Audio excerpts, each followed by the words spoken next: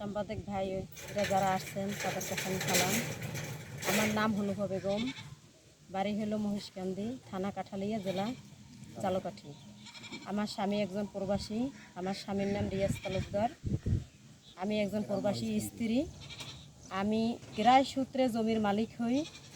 বিভিন্ন ক্রয় সূত্রে কোনখান দিয়ে কিনছে কী করছে ভাইয়া আমি জানি না, কিন্তু এরা বিএমপি যখন আসে বিএমপির লোকজন নিয়ে আমাদের হুমকি দেয়, এবং যখন আওয়ামী লীগ থাকে আওয়ামী লীগের লোক নিয়ে আমাদের হুমকি দেয়। বারবার আমার বাসার সামনে মামুন নুল হক রশিদ, এ বিএমপির একজন নেতা, সে বারবার আমার বাসার সামনে হুমকি দিতে আসে এবং আমার জমি তাদেরকে দখলসূত্র দেখাইয়ে দেয়। এবং আমি ওখানে ভিডিও করতে যাওয়াকালীন ওসি সাহেব আমাকে হুমকি প্রদান করে, আপনি অনুমতি ছাড়া কেন ভিডিও করছেন, আপনি এই ভিডিও ডিলিট দেবেন, না হয় আপনার উপরে জুলুম চলবে। এবং আমার বাড়ির ভিতরে আমাকে হুমকি দেওয়ার জন্য ঢোকার পরে আমার ভাসুর ছিল, তাকে ডাকছে যে আপনি আপনার ভাই ঘরে দায়িত্ব দেন, এখানে অনেক কিছু হবে।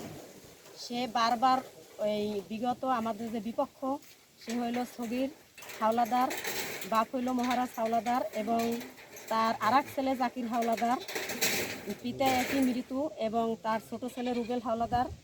এরা এই লোকজন দিয়ে আমাদের বাসার সামনে বারবার হুমকি প্রদান করে। এবং এখানে আমি আসার পরে আইনানুগ ব্যবস্থা নিই, 44-এর মামলা, ওখানে নিষেধাজ্ঞা দেওয়া হয়। ওই নিষেধাজ্ঞা আমি থানায় প্রদান করার পর এসআই হাসনাত আবদুল্লাহ আমাদের এখানে ইনকোয়ারি করে, ওকে হুমকি প্রদান করা হয় যে আপনি যদি এখানে বারবার আসেন তাইলে আপনাকে মাননীয় মহোদয় এমপি সাহেবের কাছে আপনার বিরুদ্ধে কথা বলবে, এবং ওসি স্যারের সাথে আমাদের এমপি মহোদয় দেখা করবে।